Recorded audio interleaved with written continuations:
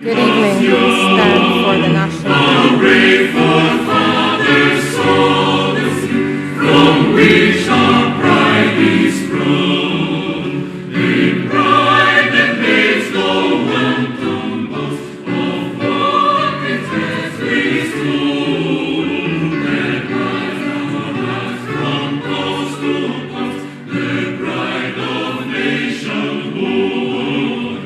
We loyal sons and daughters to hear my name known. These fields and hills beyond recall are now our very own. We write our name on history's page with expectations great. Street guardians of our heritage, firm past and our faith.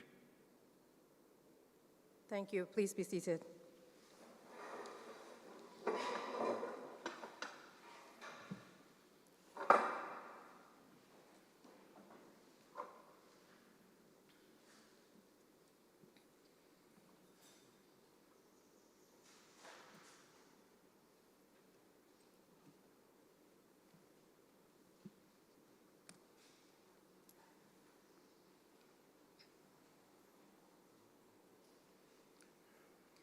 Good evening, ladies and gentlemen, those of you here present with us at the St. George Secondary School and those joining us online. My name is Crystal Austin. I'm from the Public Affairs Department. It is my honor and pleasure to be your moderator this evening for today's session entitled The Influence of Climate on Agriculture and Human Health.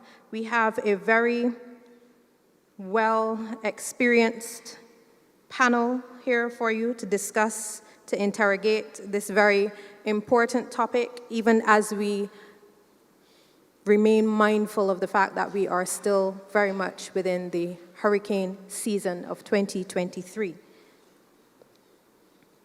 Allow me to introduce to you our panelists, but before I do that, I just want to ask those of you who are here in the room, please put your mobiles on silent if you have not already done so. We also ask that you reserve your questions until the end of the panel discussion.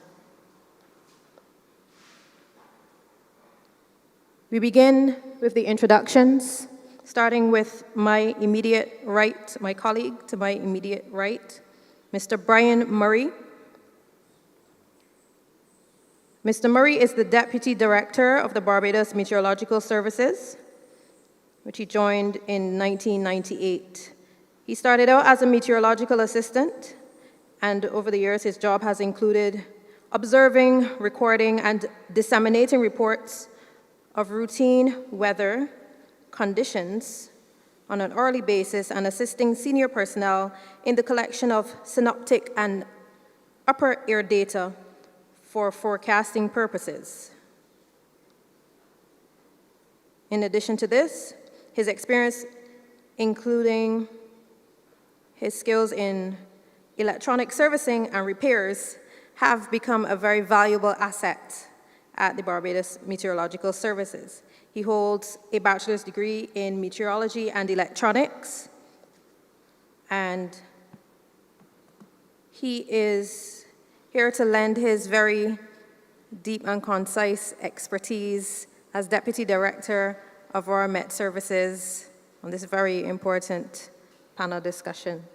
Please put your hands together for Mr. Murray.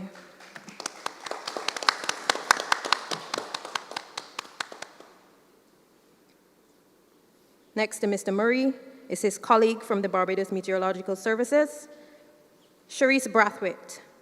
Ms. Brathwaite is a meteorologist by profession, has been since February 2021. She developed an interest in meteorology during the historic 2005 Atlantic hurricane season, subsequently graduated from the University of the West Indies with her bachelor's. She is currently a member of the Climate Committee which is responsible for climate services at the Barbados Meteorological Services and the publication of the Barbados Climate Outlook newsletter, Beacon. She's also the focal point with the World Meteorology, say that 5 times fast, organization for climate services at the Barbados Meteorological Services, and is currently working on extreme heat and its repercussions on the public. Put your hands together for Ms. Brathwaite.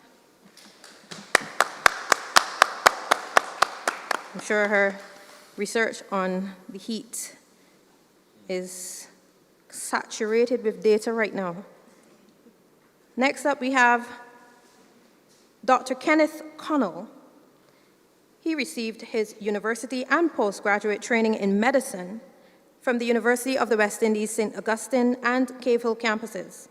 He graduated with his MB.BS and a DM in internal medicine in 2000 and 2006, respectively. He was awarded a Barbados National Development Scholarship in 2007. Subsequently, he gained a doctorate in philosophy from King's College London.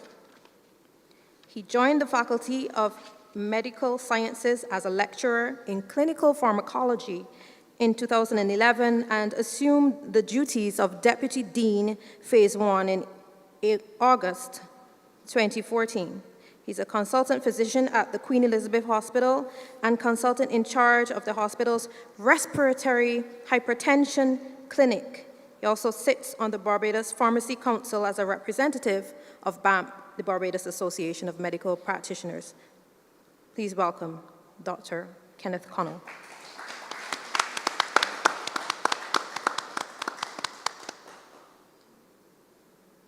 And last but not least, we have Mr. James Paul, who is no stranger to us all, fierce defender of the agricultural sector. And the Barbados Agricultural Society, as you know, is a conglomerate of a number of cooperatives, which include agencies that represent the farmers in the area of pig farming, vegetables and fruit, poultry, and so on. He is, as I said, a very well-recognized face within the sphere of agriculture, speaking pointedly on a regular basis on matters affecting the sector, and we do look forward, Mr. Paul, to your contribution today on this very important panel discussion topic. Put your hands together and welcome Mr. Paul.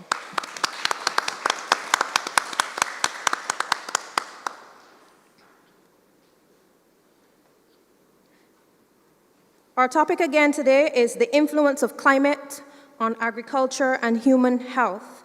We want to encourage all of you to be as participative as you can. These sessions have been created essentially to ensure that we create that two-way communication between the public and the Barbados Meteorological Services. This session is also facilitated by the Department of Emergency Management, and we also recognize the presence of the representatives of the district emergency organizations. All of these partners and players come together to ensure that you are able to contribute to the thought process that we undergo to strengthen our hurricane preparedness efforts each year.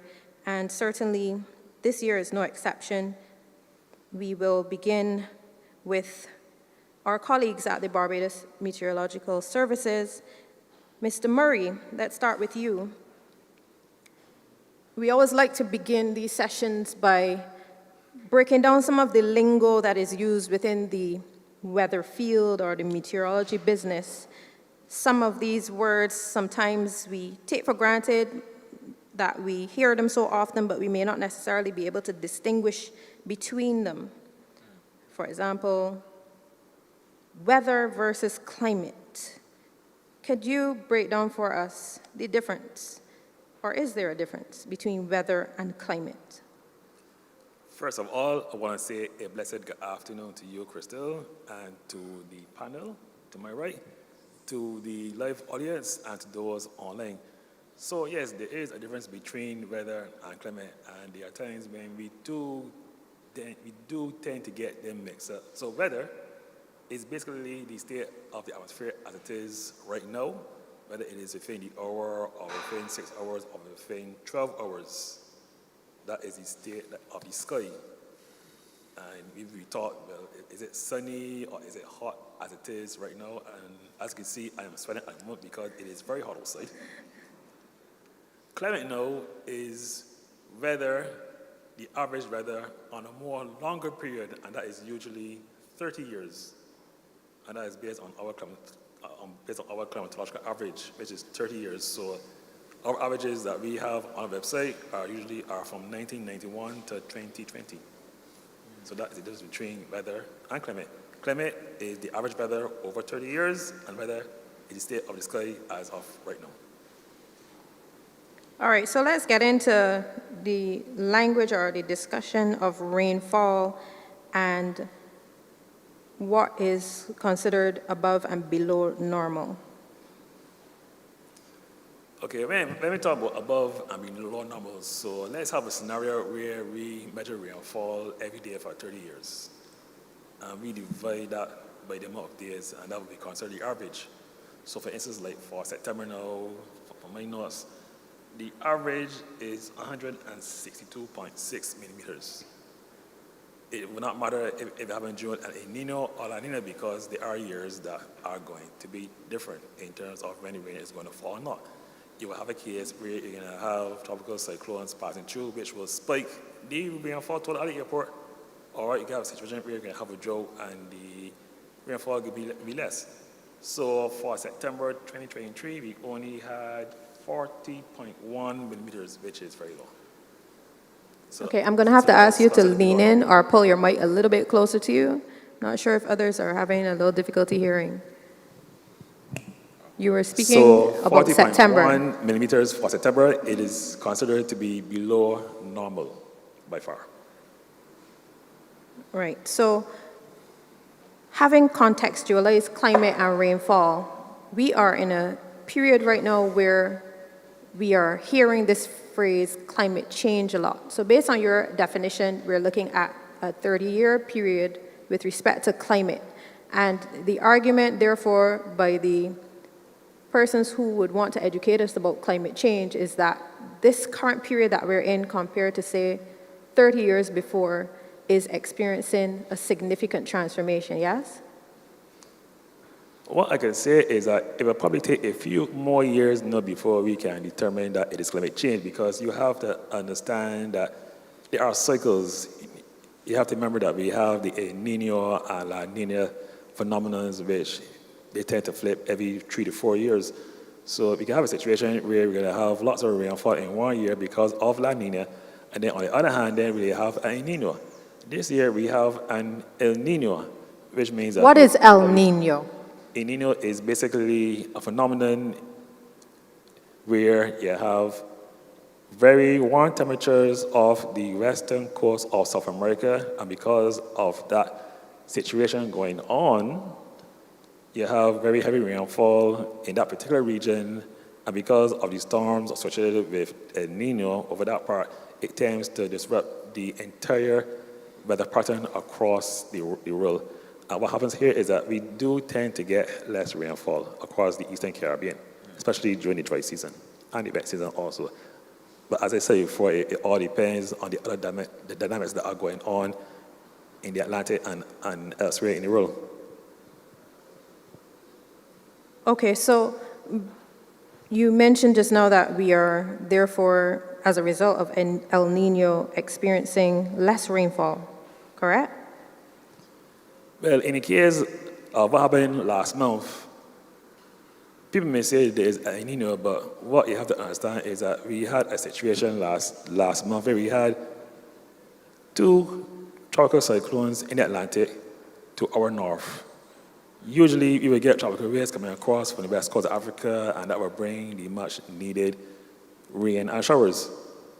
But due to the fact that we have tropical cyclones Lee and Margot to our north, we were denied of those rain showers even the feeder bands from those systems did not even reach Barbados, so we were left high and dry, and that has been the case.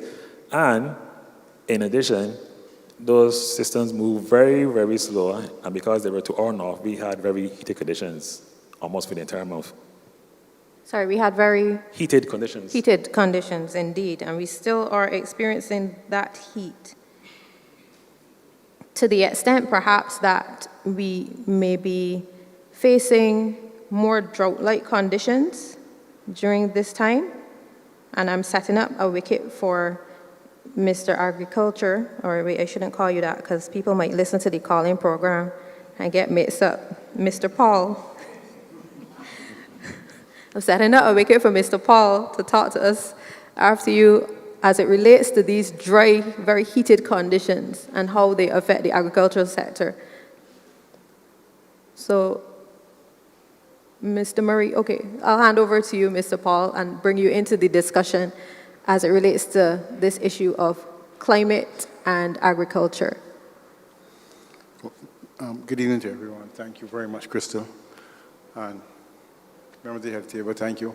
Well, it is obvious to many of you who may be farmers in the room, I think it's at least one, as to what the impact is likely to be, because one of the things for livestock, we almost remember that animals are like living beings, and we demand very comfortable conditions in order to, to be our best, think properly, work properly, everything else. Even sleeping is a function of, being in comfortable conditions.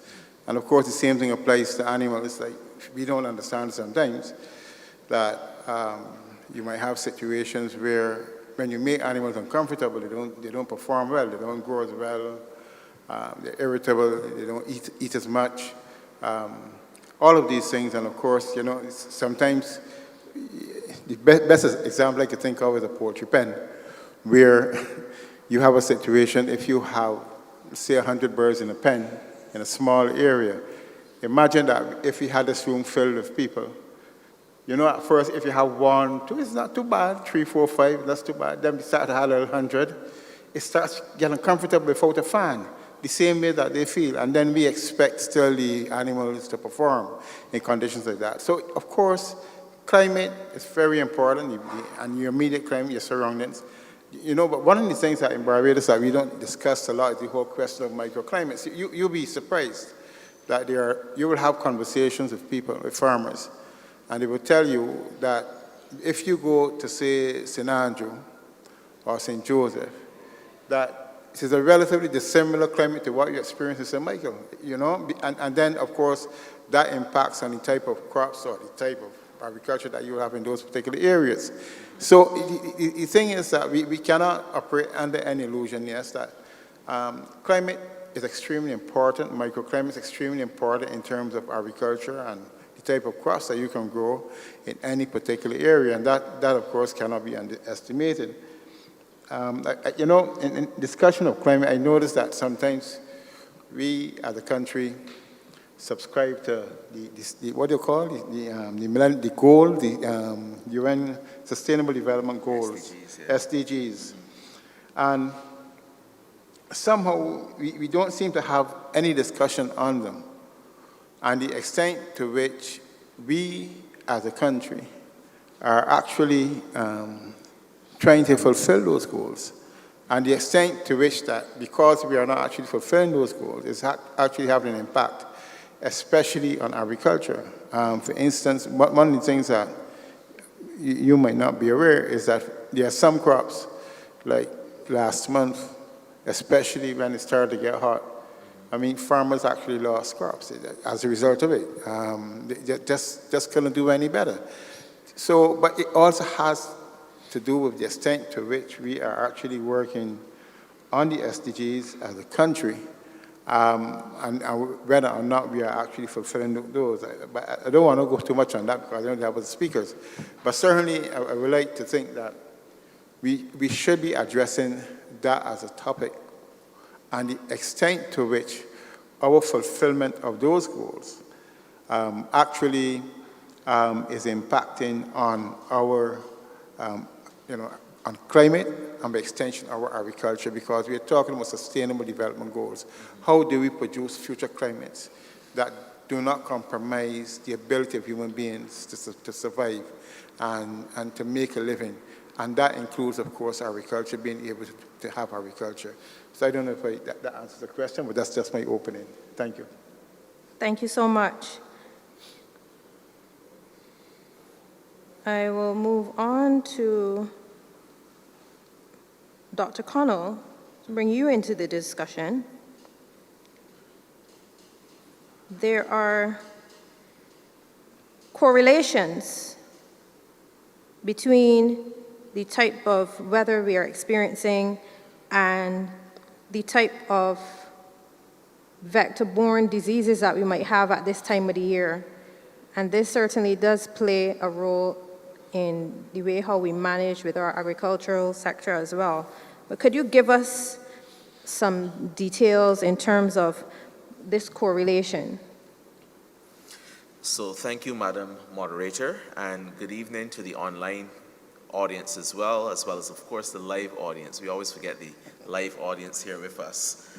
So it's a pleasure to be here, and as I drove here to this session to get here on time, I thought, the fact that health is on a panel discussion is interesting, because where do I fit in, right? I mean, this is health, and all the rest of you are speaking about climate and agriculture. But health is very relevant, because although we are the most arrogant of the animal species, we're not much different from the same animals you just described. We are one with our environment. Let me just prove an incident case to you. Everything that you've done today has been influenced by the climate you've been exposed to. Start from this morning. So like me, you probably decided to conserve some energy and turning off your AC. So the room got hotter at an earlier time, so you felt uncomfortable, so you got up. Some of you who were not in air conditioning probably had your fan on last night, so you were a bit more dehydrated than you normally would have been, right? The choices that you took, you probably didn't go for a 10 o'clock run this morning because it was too hot. You probably didn't go for a 5 o'clock run either because you were still sleeping. But it changed your physical activity. What about your consumption? You probably had a lot more water, hopefully, than you normally would have. Some of you who went to church this morning decided that you weren't going to drink as much water because you didn't want to be distracted during the service. So you probably went into the service slightly more dehydrated. But that's just easy to think about. But think about the broader scale. The options that you have on Saturdays when you go to the market are significantly different. The foods that you buy in the supermarket are different because of the availability, and you probably are trying to conserve money, as all of us should be, and you're trying to get those products that are cheaper, and that depends on the climate around us. I think more and more in health, we have sat back, or maybe sat forward, and have recognized we are more than just a bystander in this whole environment. And so the term One Health, which actually came up in the 1950s, believe it or not, has been now catapulted to the forefront. One Health looks at three major domains. The human organism, which I said from the beginning, we tend to be arrogant, although we're probably the main people causing the climate change. The animals who we are part of the agriculture, we need them to eat and to survive, except some vegetarians, right? And of course the environment. These three need to be working together in unison and in unity, and distortions of any of them can have serious impacts. Now, Madam Moderator, you mentioned the vector-borne diseases, right? And we are accustomed living in the tropics to mosquito-borne diseases. Every year we experience a dengue season. Occasionally, some years we experience other vector-borne diseases like chikungunya and other conditions, which none of us like to get. And the Ministry of Health and Wellness takes steps to help to get us to reduce the risk of mosquito-borne illnesses. But just think about this. Climate changes are causing shifts in mosquitoes or vectors around the world. So we are now at risk of mosquito-borne illnesses for a longer period of time. Where do people go when they get really sick? you don't have to respond and say the emergency room. I know that may not be the most favorable place, but they go to a healthcare facility, right? Healthcare facilities then need to be climate resilient. How are you going to feel sitting in the emergency room for 10 hours that's not air conditioned? I know that was an underestimate, right? Or what about machines that are used to treat patients that are climate sensitive? Blood pressure devices in my own clinic, for instance, BAM did an outdoor drive. We wanted to check blood pressure and blood sugar, and the machine stopped working because we're outdoors. So we don't really think about the impact climate has on health, or sometimes we just think on things like mosquito-borne diseases. But I am going to close by making the argument, everything we do from this morning and moving forward is all governed by climate that we are exposed to. So we really are not only what we eat, but where we live. Have you seen any trends in terms of shifts in human health with respect to the heat? And what have been some of the major challenges that persons have been presenting with? Right. Well, that's an easy question, because one easy response is vector-borne diseases are more prevalent, right? Such as mosquito-borne diseases like dengue. The NCDs are also not immune to this, although I wish they were. They are affected by it. So high blood pressure and diabetes are also affected because, like many people out there, you think, well, how is that really going to affect me if it's hotter outside, right? It does. It changes your physiology. It changes the way certain systems in your body works. It changes the impact, the medications that we prescribe. They're not meant to be prescribed when you're outside dehydrated in the heat. That's not the assumption made. And so changes have to be made to the treatment. If you want to be really extreme to say how climate has changed, and this is going to be controversial, our entire way of health and maybe illness, let's think about a pandemic, which we still don't know the origin, but perhaps this pandemic and many other zoonotic conditions where viruses have crossed animal species and have kind of moved over into humans are largely triggered by changes in climate. So these are things that we need to be careful moving forward. So yes, we always think about the infectious diseases because we link them closer to the environment. But patients living with hypertension, diabetes, and cancers, are influenced by extreme conditions as well. How many people in the room knew that air quality is a direct determinant for stroke and heart attack? Because we only think about air quality involving the lungs, and if its side is smoky, then it's only going to put me at risk of an asthma attack.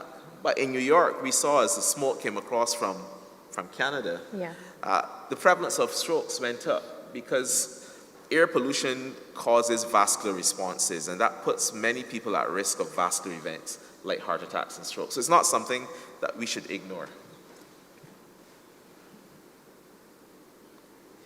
This definitely puts the Barbados Meteorological Services under pressure to make sure that the notices that are issued, the alerts, are not only timely, but certainly accurate. But my understanding is that you've gone a little further than that with the alert system transition that you've recently made. Sharice, can you tell us about that?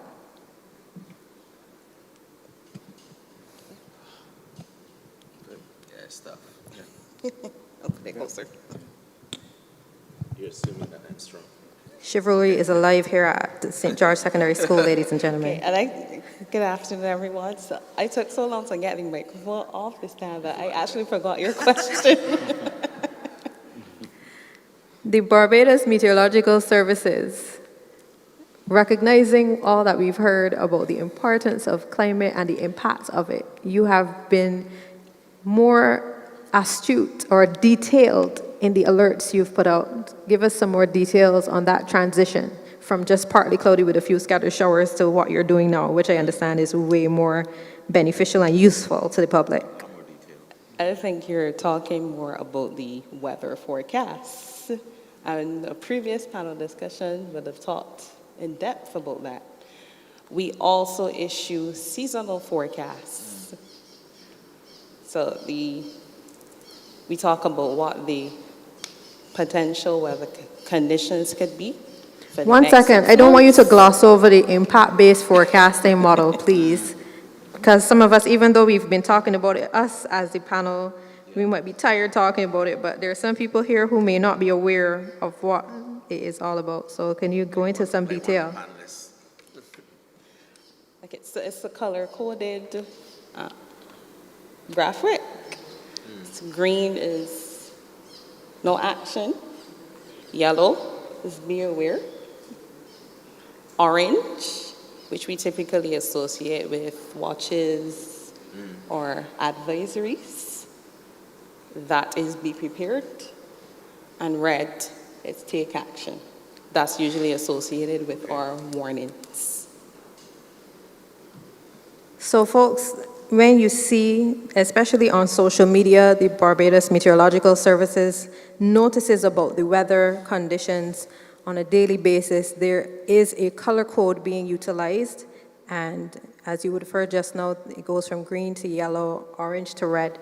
And there are also additional tips in terms of how you should navigate your day based on the color code, so that it is more than just telling you that there's going to be bad weather, but they explain it so that you're aware whether you're going to be prone to more flooding during that day or higher temperatures and so on. And if you have not begun as yet to follow the Barbados Meteorological Services on social media or the Department of Emergency Management, we want to ask you to take the time out to do that so that you are aware well in advance of the changes in the conditions. You were expounding on a seasonal model that you use as well? Yes, please.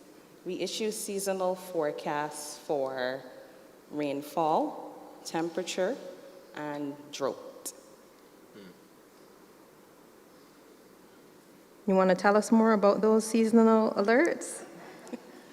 Okay, so the seasonal forecasts are usually for a 6-month period. We break the forecast down into monthly sections. We found that has been a little more useful for especially people in the agriculture sector to break down the forecast month by month, and it's usually for the next 6 months. We issue these forecasts once monthly. Actually, the next forecast will come out in the next day or two, and the forecast is published in our Barbados Climate Outlook newsletter. And this newsletter is available where? You can find the newsletter on our website, www.barbadosweather.org. It's in the climate section tab. I just Googled it. So folks, you can go on the BMS website as well to access this forecast newsletter. Can you give us the URL for your website? Your website URL. www.barbadosweather.org. Barbadosweather.org. That's where you can access the Beacon newsletter, Yes, please. Barbados Climate Outlook newsletter. All right. So we've touched so far on a number of very interesting elements of our topic as it relates to the impact of the climate on human health and on the agricultural sector. I want to re-engage Mr. Paul on this matter of produce and scarcity, and how these perhaps higher than normal weather temperatures have been affecting the availability of certain produce on the market in recent times.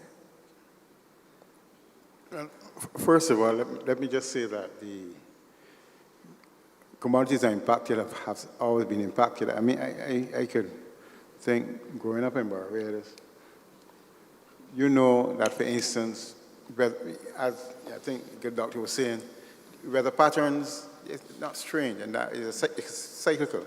Yeah. Where you find, at one point in time in Barbados, you used to have a lot of tomatoes, if you all can remember. And then as the rainy season kicked in, just things went south.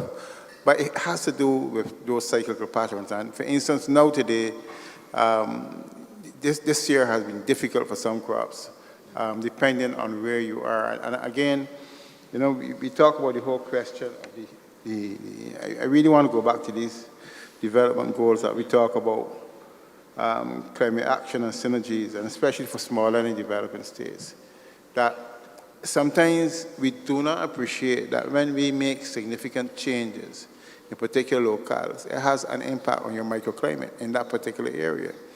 And that is something we don't seem to appreciate in Barbados. For instance, you take a crop such as sweet potatoes, temperature could have an impact on it. You take even, certain things such as the crops that demand a lot of water. You take a simple crop as lettuce. Climate does have an impact in terms of the temperature. So it has to do with creating an environment in which, whether or not you're producing livestock or animals, that it can have. So for instance, this year, I don't think we were I can remember 3-4 years ago, we did very well when it comes to, say, sweet potatoes. They were coming through your nose and everything else like that, going very well. But this year, we've had some challenges in terms of maintaining consistent production of sweet potatoes. Yams is another one, for instance. But of course, yams is a crop that, you can only grow at a particular time of the year, that you should put in it in now. Hopefully, you get a good crop. But it's a cycle in many cases, and the thing is really that the weather plays a very important part on your ability to be able to harvest. We talk a lot about our onion crops.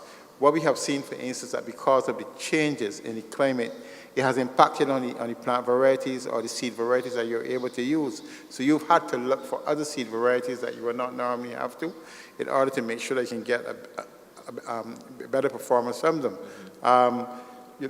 Curiously, we like to talk, or we have this level of fear of what you call these greenhouses in Barbados and stuff like that. But even those greenhouses, by the way, climate can impact. Because, for instance, one of the things that we don't appreciate, and I keep on saying, in the northern world, where you have a summer, you have spring, summer, autumn, winter, that's right? So you have a period of extreme cold in those northern climates, and you have a period of extreme heat. The good thing about those northern climates is that when you have a period of extremely cold, what happens? A lot of the pests get killed off, they don't survive. So you have, in other words, your pest load is extremely low. When you come out of winter, you know your pest load low because in fact a lot of the pests would have gotten killed and everything else like that. So in that area is a reduced amount. It is nothing like that in these places. We have the perfect place in the tropics to make everybody do well, including the pests, okay? So they're around for the whole year. They ain't going nowhere, right? And the thing is that we don't seem to recognize when it comes to greenhouses. Once those pests get inside those greenhouses, you cannot get them out. You could do everything possible. Whatever it is, you don't seem to be able to get them out. There was one chap, I think he was doing extremely well for a few years. And then, I don't want to mention his name, but he made a mistake he had stopped growing, and he was producing his own planting material. What did he do? He stopped growing for a little while, and then he said, well, you know what I could do? I need to get back some planting material. So let me get some planting material from somebody else, from somewhere from off of my locality. What did he do? It messed up his greenhouses. And up to now, he has difficulty bringing those greenhouses now back on stream.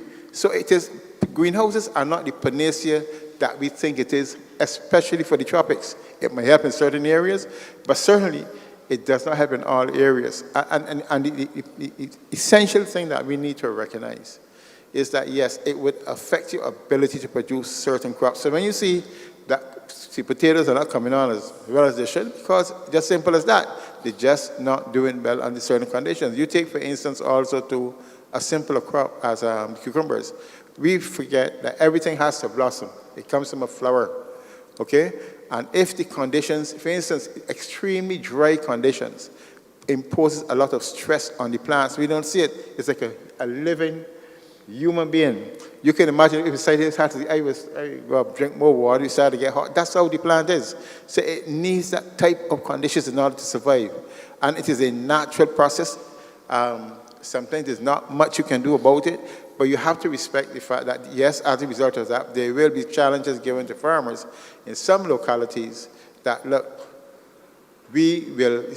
some things will not be able to grow as well as if it was in other localities. And in fact, there are some places, we know we are trying to grow broccoli here in Barbados. I don't know if you all see it. There's a lady I know in St. George. She grows broccoli at a particular time of the year, and she does a pretty good job. But in that particular area, it is unique in terms of the climate that she's experiencing, right? It's like a valley, it is cool, everything is just right. But I don't know how she's doing well with these high temperatures, because that in itself might be a challenge. But the point I'm making is that we can expect that there will be challenges when it comes to certain products. So there will be, you find, for instance, you take the sweet potato prices have been kind of high this year. But that's part of it. You just have to pay a little more. I'm glad you touched on that, because I paid $8.89 for 2 half-dead-looking sweet potatoes yesterday.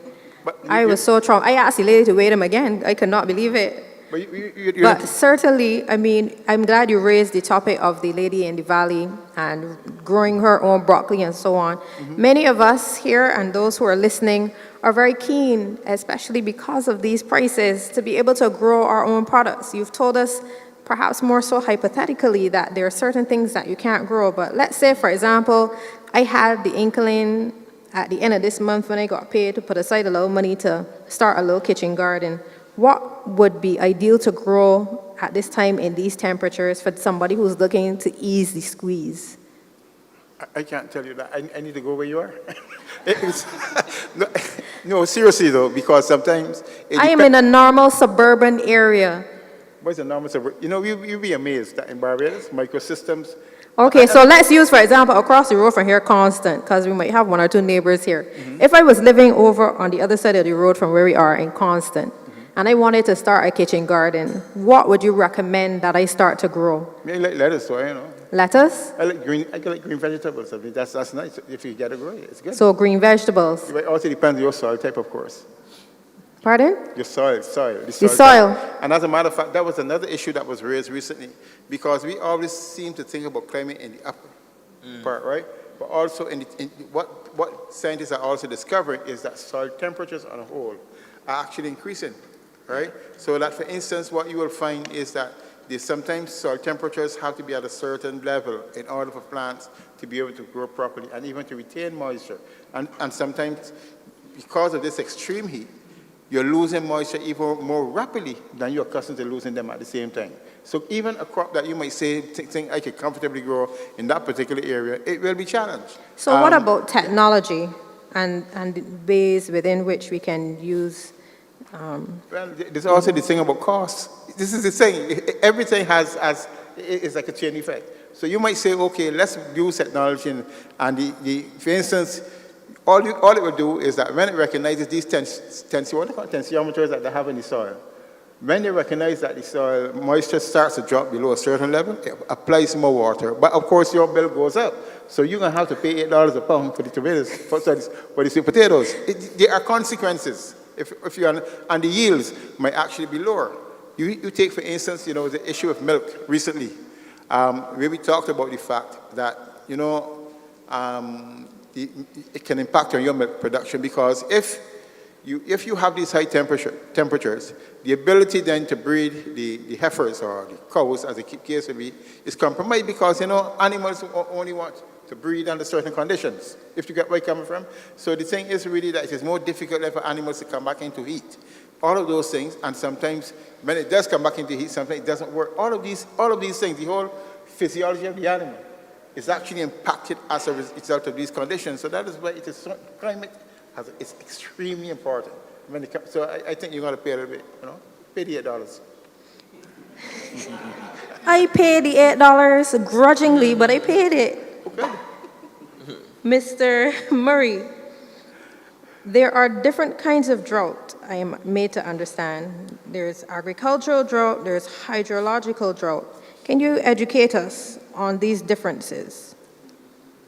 Okay, so as you have mentioned before, a drought comes in many forms and sizes. So to the layman, a drought is basically a prolonged period of abnormally low rainfall. which will go stretch for like over 3 or 4 months. So in other words, like, say like during dry season, if you're accustomed getting 40 millimeters in February, 50 in March, and 60 in April, and only get 40 millimeters for those 3 periods, then that would be considered a drought in a sense, right? And then you branch off into the agricultural drought, which basically occurs many days if sufficient water for certain crops and livestock. Because, you know, if you got cows, you know, and you got sheep, you know, they need a certain amount of water, you know, to be alive and all that. Crops like lettuce, you know, you need to give a lot of water in order to keep them growing. If they don't get enough water, then they will obviously wither and they will die. But the most serious one is the hydrological drought, which is basically a drought where there's insufficient water in the agricultural sector now and also in the aquifers, and that is the most serious one that needs consideration. And that results in water rationing, which we don't like. Basically, you know, the water will be forced to turn off the water during the day or during nighttime so as to give time for the aquifers to replenish. Because you must appreciate is that if you get rainfall, it doesn't immediately go down to the aquifers. Immediately, it has to go through the limestone and the clay soils and all that. It seeps through very slowly before it reaches the aquifers. And this is why we would have recently had a prohibition issued by the Barbados Water Authority. Yes. And certainly we would want to echo their call for residents, citizens to be more cautious in the way how we utilize water as a result of these very arid conditions that we're facing.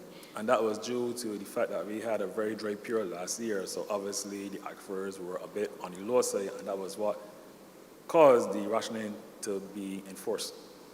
Indeed. Looking at the trends in recent times, what would you say are some of the major observations that the Barbados Meteorological Services have made with respect to these changes in our climate? Well, I will focus on the temperatures because rainfall, you know, you will have the variation due to the El Niño and La Niña effect, right? But for the temperatures, what we've noticed is that there has been a very slight increase in the maximum temperatures and the minimum temperatures. So what I'm seeing is that, say, like, if you're accustomed hearing 24.5 degrees during night in May, it probably has now gone up to 25.0 or 25.2. So there's a very slight, steady increase in the minimum temperatures during night and also the maximum temperatures during the day. So are you saying the nights are getting colder and the days are getting hotter? Now, what I'm saying is that the nights are getting hotter very, very slowly. The nights are getting hotter gradually. Over years. So we are not necessarily experiencing much deviation in terms of the highs and the lows, but what the lows are in and of themselves, where they start, they're moving up and becoming higher. I think it is more pronounced with the minimum temperatures because, you know, we are accustomed to the hot temperatures during the day, but in terms of the minimum temperature during night, it is becoming a little more pronounced as the years go on. And that was based on my research that I've done. And this is because I didn't buy an electric car. The funny thing is that if you buy an electric car, you know, obviously you have to get the energy from somewhere. The energy still has to come from a diesel-powered electric plant or from millions and millions of windmills that are across the country or solar panels. And the question that I got to ask now is, does the grid at present, would they have the capacity to provide that power for electric cars if you have to go totally electric by year 2030 or 2035? And the grid is powered by gas And diesel right now. and diesel. And part of it will also be powered by the solar panels, but the question you got to ask is it enough? It will not be enough. You've got to have the whole entire island flooded with solar panels or have islands offshore dedicated for solar panels and wind farms in order to provide the energy that we need. If we have to make that change over from diesel and natural gas to purely electric. Very, very interesting observation. So it's almost as though we're shifting the pressure from one hand to the next, based on what you're saying. Unless we can, as you said, flood the island with solar panels, and if the grid can handle it, basically. You really want to do that? I know you guys are burning with questions, but we ask you to please hold them until we get to the end.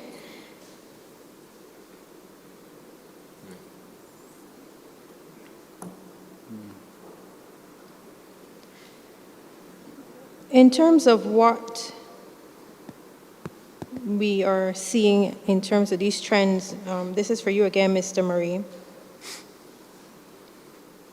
The sectors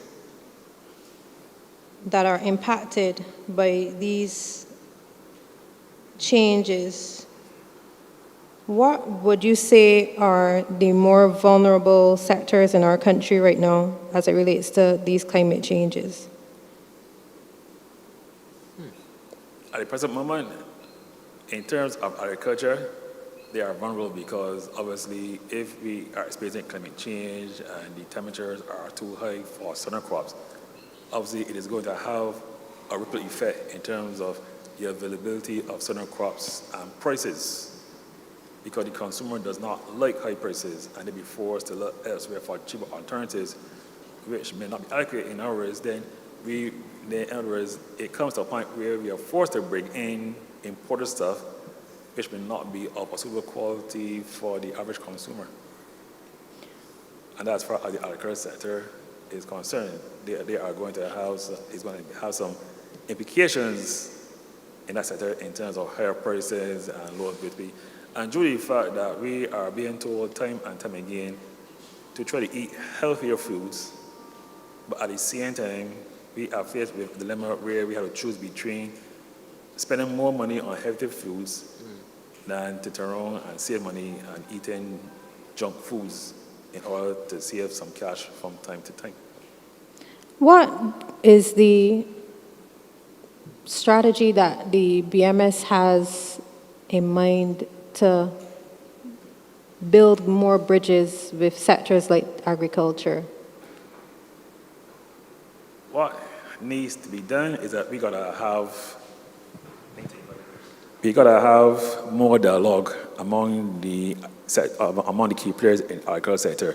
We have to find out exactly what they need from us, what we can provide, and in terms of dehydration, what we can do in order that we can prepare more products for the agricultural sector so that they can tell the farmers, well, you have a heat forecast for such a period. And then the farmers, not the best, the farmers will know what crops will survive under higher temperatures than those that do not. So there has to be an exchange of information between the BMS and the key sectors so that we can produce much better products in the future. That is my take on it. Agreed. Certainly, dialogue is one of the pillars upon which we host these sessions with you, the public. And we just want to reiterate for those of you who are just joining, we are discussing the influence of climate on agriculture and human health, brought to you by the Barbados Meteorological Services and the Department for Emergency Management, with support from the Public Affairs Department.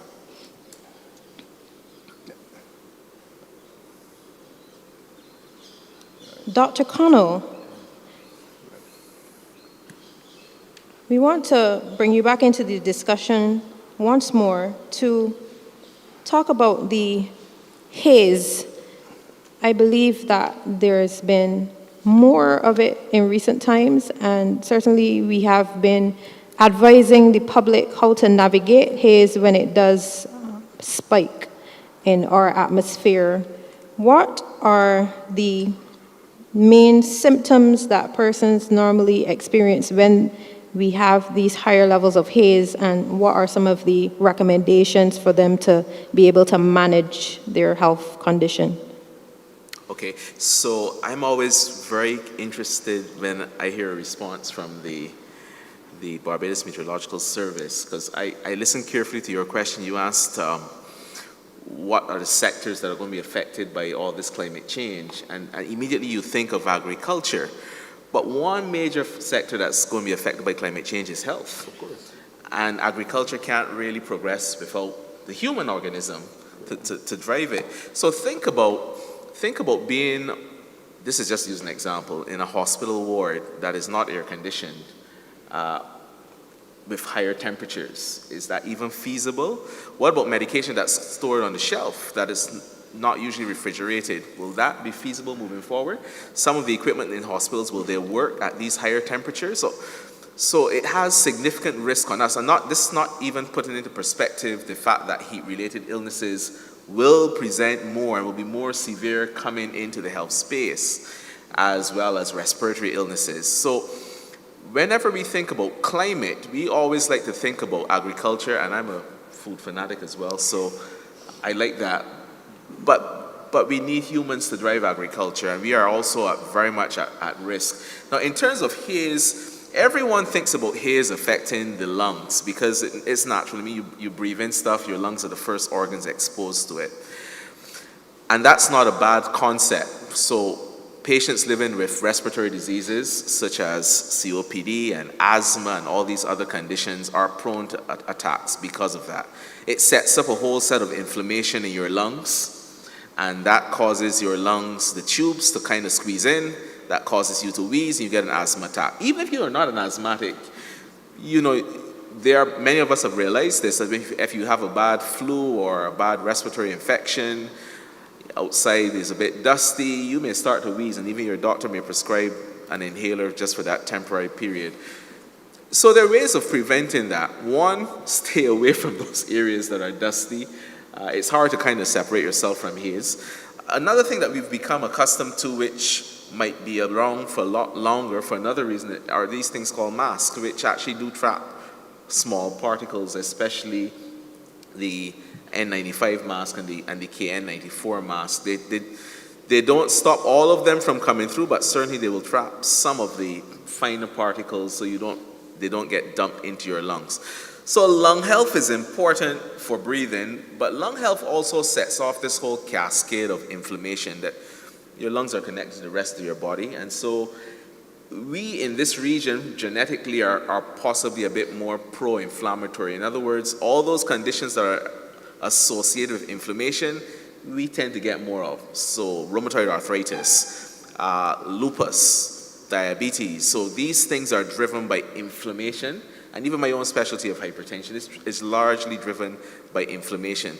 If you are constantly consuming inflammatory particles, then there's more inflammation, right? So you're actually increasing your risk. Now, think about it. The medical fraternity is telling you eat healthy, exercise more. It's not saying to you, we're not saying to you, make sure your environment is not inflammatory. I mean, what does that mean, right?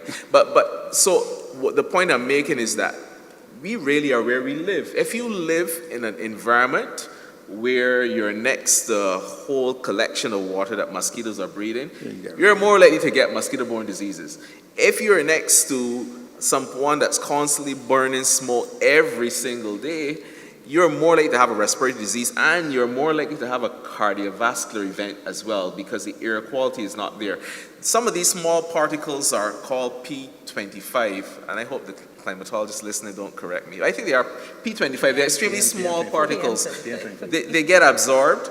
They don't only get absorbed into your lungs, they get into your blood, they go to all the other organs. They set this cascade of inflammation, and lo and behold, you have a stroke. Now, if you're outside and the dust warning is high in your area, people don't really relate having a stroke to being in a dusty environment. You relate an asthma attack, but not having a stroke. So think about it. With a high NCD burden in our region, and you throw on top of that the fact that climate is changing not in our favor, more inflammation, a health system that is possibly not the most resilient, even at the best of times. This is a whole recipe for, a public health emergency.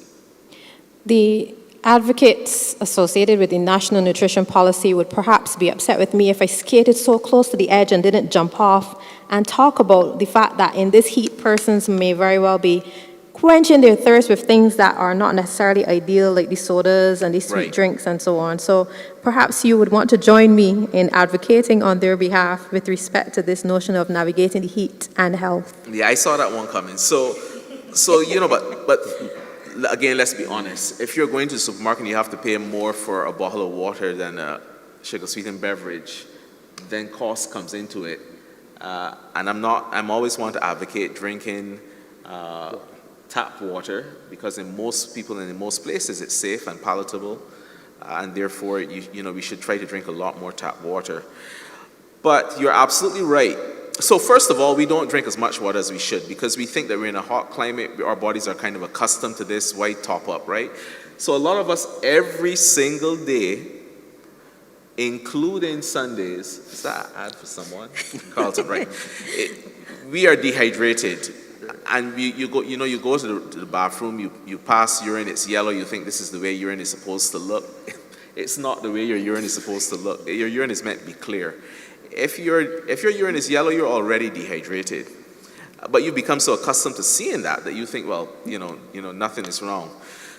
So we're also not using enough cooling breaks. There's some people who don't really pay attention to being in the sun, because again, we've been in the sun for all our lives. We don't really pay attention to UV indices and those kind of things. How many people in this room apply sunblock? So my second question is going to be how many people reapply it, but you've answered my first. So we don't even use sunblock. These are practical things when I'm going to work, and I know I'm going to be kind of crossing over a lot on campus. I wear sunblock because I know I'm going to be outside a lot more. These are not things you normally would think about living in a country like Barbados, and tourists might look at me and say, are you crazy? Why are you wearing sunblock? But you're putting yourself at an increased risk. Now, taking the extra calories is something, because all this water is bad for me. There are very few cases where you can actually consume too much water. Your kidneys are pretty good at getting rid of the excess water. They're pretty good at telling you when you're dehydrated as well. So drink water freely. Those people who are at risk of developing problems with consuming too much water, I think people who have things like heart failure and also kidney disease on dialysis, then you need to negotiate the amount of water with your doctor. But even in these groups of people, they require more water in the hotter season because they're losing water in their respiration, in their breathing. They're losing water from sweat. If you have diabetes, then your sweating mechanism is not really what it should be. And at some points today, you're probably sweating more than you should, so you're losing a lot of water and when you don't really need to, and that's at night. So many patients living with uncontrolled diabetes, they sweat a lot at night and lose a lot of water and get up on mornings dehydrated, because how many of us are getting up at night and rehydrating? We don't do that, right? Mm. There you go. Or you're sleeping under a fan, so the fan is actually dehydrating you as well. So these are serious considerations for all of us. And I will challenge you in the next 24 hours, think about all the things that you're going to do differently because of the weather, including how you're going to drink up at night. But think about the effect that weather is having on making the decisions that you're going to make. Whether it's you're not going to go into town today where you might get something cheaper because it's too hot. So you're going to go to a mall where it's air conditioned and pay more money for it.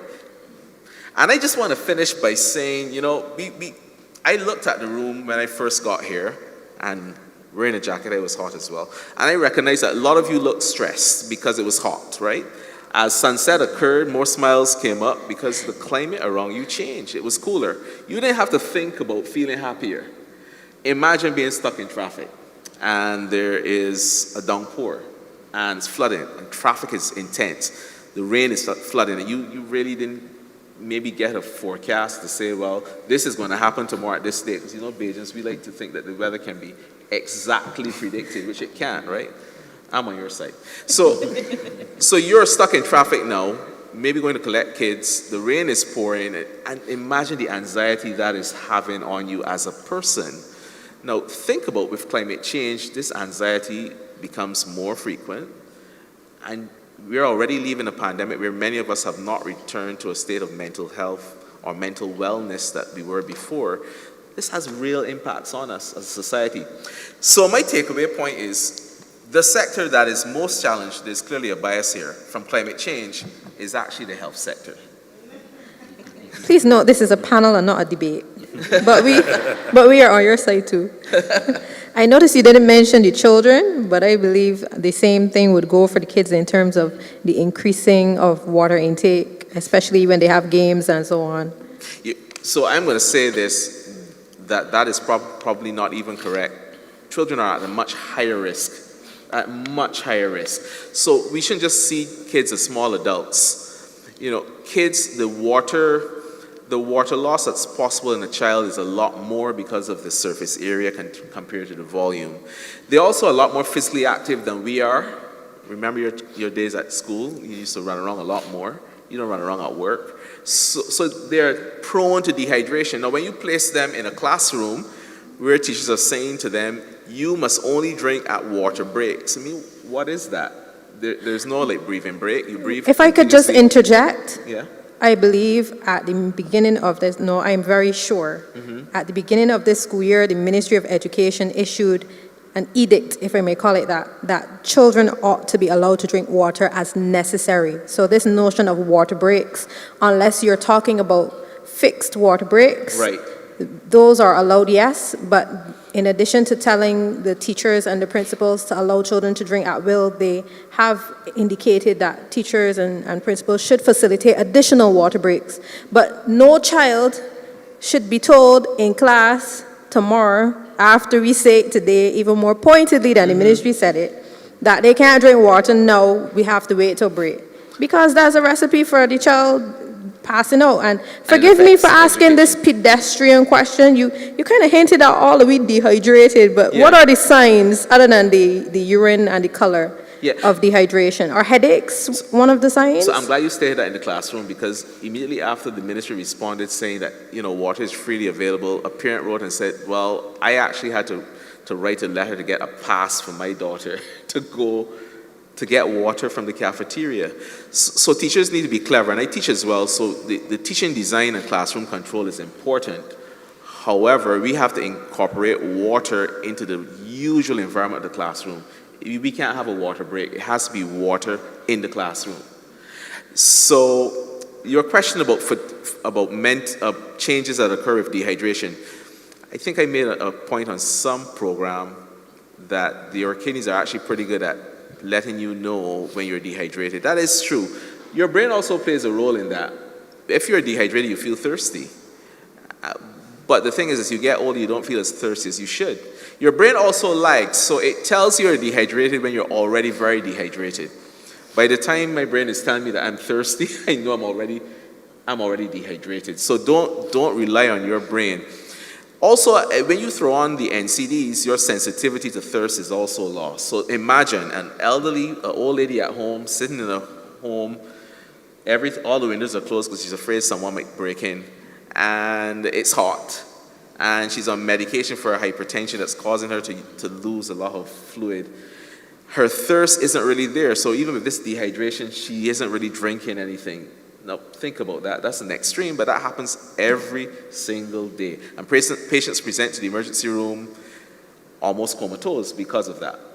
Alertness is another thing. So, cognitive tasks. The medical students who I teach tell me I get a bit more miserable when I'm dehydrated. I don't agree with them, but think about it. When you're at work, you can focus less if you're dehydrated. And this is where technology comes in. Set alarms that indicate to you at set times, it's time to drink water. Whether you feel thirsty or not, keep drinking. Set reminders, if you go to the restroom and you recognize that your urine has changed color, it's time to top up those kind of things. So alertness is a very serious thing. Think about the dehydrated driver driving without AC in a hot car. That's a recipe for an accident. Your mental alertness just is not there. The other organ that plays an important role as a sign or symptom is your cardiovascular system. But by the time your heart and blood vessels are affected, it's possibly too late. You need to be heading into an emergency room because your blood pressure falls suddenly, and of course, you can lose consciousness. Does your skin give you signs as well? Besides sweating, your skin usually tries to, in extreme cases, now if you're very dehydrated, starts to conserve heat. Release heat without sweating. And so you can get your skin may actually get quite hot on the surface. Because we're, again, more accustomed to the ambient temperature, the skin changes for people living in this region are not as for people living in colder climates. You probably realize that as well. But your environment plays an important part on all the physiology I've mentioned. And to use this as an example, think about the last time you boarded an aircraft. The reason you passed a lot more urine is because you're in an air-conditioned cabin. The cabin temperature was also different. You probably consumed a lot more caffeine than you normally would to stay awake for the red-eye flight. So that also causes you to pass a lot more urine and maybe enhance dehydration. So my closing comment is still the same. We really are where we live. Our health is really where we live in the environment around us. At the risk of a march outside afterwards for all the coffee lovers. And this is a two-part question. Mm-hmm. Should we be how much more should we be drinking? I know when I was growing up, we used to hear 8 glasses of water a day. I don't think I ever get anywhere near that. I'm very guilty of not drinking my water. Yeah. But there are schools of thought that there are certain types of liquids that should not necessarily be counted as the equivalent of a glass of water, like coffee, right, because of the fact that you just mentioned you may end up passing it out more and your body's not absorbing it. Am I using the right medical terminology here? Yeah, no, you are. So that's pretty good, actually. So I was at an event last night, and someone at the table said to me, "Oh, well, they're taking so long to bring the water around. I might as well just top up some champagne just to stay rehydrated." That's not a good idea because alcohol dehydrates you even more. So all this ice cold beer on Kadooment Day to stay hydrated, it's going to cause you to be even more dehydrated. Caffeine does stimulate your body to pass more urine. So although you're technically drinking more liquid, you're also peeing a lot more. So that's not a good thing to rehydrate as well. The best liquid is actually water. Some of the sports drinks are also pretty good. Now you got to kind of manage calories here because some of them have a lot of calories. Please define sports drinks because I don't want people thinking that you're advocating for us to be drinking the wrong thing. Well, I'm not even going to mention any brands. But for instance, some people who are working outside may lose not only water in their sweat, but they lose salt. This is not to say everyone is going to go out there and take some extra salt, especially those of you who have high blood pressure. But you do lose salt or sodium, and as a result, marathon runners, for instance, in extreme heat, they get something known as exercise-induced hyponatremia, which is low sodium. So when they're running marathons, they have to drink water and take salt tablets. Most of us are not running marathons every day. So for us, it's just really drinking water. If you are going to have a sports drink, be sensible about it. Don't use it as your only rehydration source. I said I wasn't going to mention any brands, but so there's a rehydrant that sounds like it's for kids, hint, hint, which is actually used for adults as well to rehydrate. And you can buy it in the supermarket. And it's formulated to be easily absorbed, quickly absorbed, so you get hydrated even faster than water. The one point I wanted to make about water before I close is that it really is not a sprint but a marathon throughout the day. You can't kind of get yourself really dehydrated and go in a room and guzzle down a liter of water and think this is going to do it. It has to be a constant process so your body has time to absorb it, and because the fluid shifts are also a challenge. So we need to walk with those water bottles. Yeah, and use technology. If you're like me, you don't really like to drink water inherently, or you think you're going to forget, set something on your watch that's going to remind you. For men, it's about 3.7 liters in a day, which is a lot of water. And for women, it's about 2.5. Now, if you are a woman and you're outside a lot more, maybe in agriculture, your limit is not going to be 2.5. But the one thing that's good, remember, you have paired organs that are pretty good indicators of when you're dehydrated. So check your urine to make sure that it's still clear. Mr. Paul, yes. We're talking about human health and hydration, but the animals need good irrigation systems as well, don't they? Of course. This is kind of painful sometimes when you go out in the countryside during the day and you see some animals out in the field and really hot. And sometimes there's not even a water bucket around you. In other words, there's no evidence that the animal has access to water, which is extremely bad because truthfully, all they're doing is jeopardizing the animal. And the investment, I call it an investment, because seriously, you expect to get, you take a cattle, you expect at least after a year, some people carry for 2 years, you get a good tidy sum for it, and all you do is compromising the growth of the animal in the process. So, people don't pay attention to it. In fact, one of the things that, you're talking about the whole question of the meteorological services, is that what some farmers have resorted to doing is you take around, say, I think the hottest parts they're probably going around after 12, 1 o'clock, 3 o'clock, that time. Some farmers, what they have resorted to do is to actually utilize what we call the sprinklers on the barns. And that actually helps to keep the roof of the barns cool. And for some of them, it makes a difference to get that water on the barns, because some of them don't have any of the modern tunnel ventilated houses where basically you can maintain an airflow through the barns constantly. So what they do is that they have these sprinklers on top of the barns. So they come on every half an hour or so just to keep the roof of the barns cool, and that helps at the same time. So it is things like these, but also interesting that you talked about the whole question of the services, and I think one of the things is that we have to find ways by which farmers can actually see them as being more relevant, because one of the issues is that many farmers don't see the services being offered as extremely relevant, and maybe it is the way in which it's actually marketed. Where, for instance, as I said, changes in temperatures have a great impact. And even understanding the way in which what the rainfall patterns are, all of these things has an influence. Farmers can actually better prepare themselves if they had access to the information and was able to, get some, information beforehand as to what is happening. And I think that in itself is something that we really need to know, because in terms of the health of animals especially, the heat plays a major role. You take, a lot of people take pigs, all of us in Barbados like pork, proper pork. So we don't understand that pigs really, they have no sweat glands. Really, in truth and in fact, that they pant, and even for, pigs actually do die from heat exhaustion. We've had instances where when we are transporting animals, we try to do them during the cooler parts of the evening, either early morning or late evening. Why? Because they can actually die from exposure to the heat like this. So you need that information for those animals, and access to water is important, because sometimes we don't understand that if they don't get that water, it doesn't help them at all. And for instance, I think there was one instance where, I think it was earlier this year, where a particular farmer lost, I think it was about 5,000 birds one time. Yes. And a lot of it heat exhaustion and no water, right?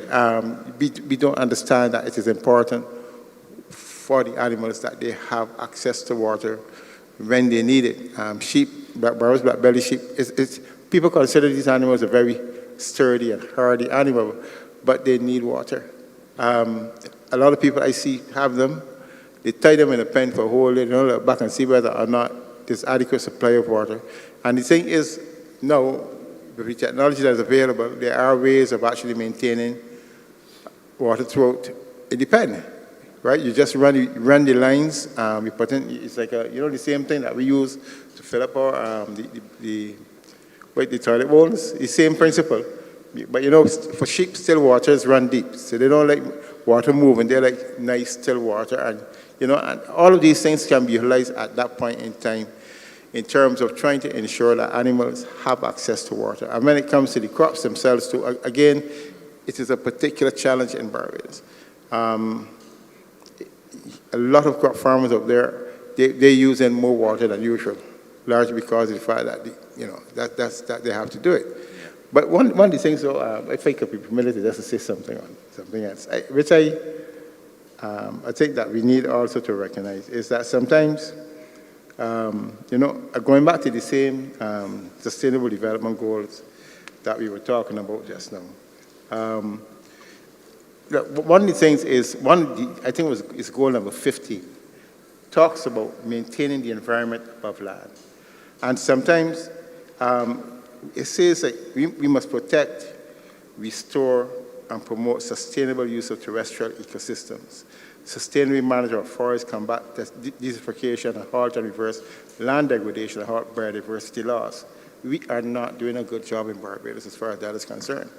And the issue that I don't think we are understanding is that because we are seeing developments happening in places in Barbados that we are not accustomed to see happening, it is actually affecting the microclimates in the area that are there. And it is actually posing challenges for agriculturalists too at the same time. You know, for instance, you are seeing flooding happening in areas that you're not accustomed. Mm-hmm. Temperatures are in certain areas are happening that is not accustomed. Why? Because of the fact that we are doing things on the surface that is actually impacting the microclimate in the area. And that is something I think that we as Barbadians, ordinary Barbadians, have to take a greater responsibility for. I've constantly spoken to the fact, even you mentioned the point about flooding. The flooding comes about as a result of the fact that you are not giving the earth enough time to absorb water, right? You know, I recall when I was a boy, when I had the floods in Queen's Park, I had to say that, you know, if you ever get rain like that, I don't know what's going to happen to Barbados. Because the rain fell, I think it was about 2 or 3 days. This thing fell, it was 2 days, right? Just fell from morning to evening, no stopping, no stopping. Can you imagine rain like that in Barbados? You know, it's really bad. And what I'm saying is that because of the way in which we are constructing our houses, right, we have a situation in Barbados where everybody wants concrete around the house. You don't want to put, in other words, instead of the paving stones, no, you laugh at it, but it's going to be a death trap. Yeah. Right? Because we don't understand that if we don't do like what they do in Canada, you know, in some places in Canada, you are mandated to maintain a certain amount of green around your house. This foolishness that we have, that we must go and put concrete all around your house. So what happens? You throw the water out on somebody, and that's where you get into flooding. And I really think that, seriously, we expect to have a good agricultural sector, people, you know, producing stuff, when ordinary householders in this country are being allowed to do things which are actually negatively impacting us as agriculturalists. They are, right? We're permitting people to come and put things around us that actually are compromising us. And I think really something needs to be done about that. Seriously. Yes, we had an entire session dedicated to flooding, and that was one of the issues that was raised, and we echo your sentiments as it relates to this modern approach to our home construction, the dwellings, and the extent to which we perhaps need to now pivot to ensure that we are capturing the water. If we're not going to allow it to be absorbed on our premises because of all of the cement we've put down, we should at least have some system in place, and maybe this is a policy that needs to be issued, where persons who take that approach, some of you may be in here, you pour concrete around your whole house and let the water run off and be a problem to somebody else, which then, as Mr. Paul says, does have an impact on the extent of flooding in your area. It may be necessary for you to be responsible, I'm just throwing that out there, beat me after if you want, for catching some of that water and maybe using it around your house. Wash your car, you know, well, you don't have any plants to wet, but you might be able to still use it for some other non-potable purpose and help to manage the atmosphere or the propensity for your area to flood. Mr. Paul, you have been at the Barbados Agricultural Society for a number of years.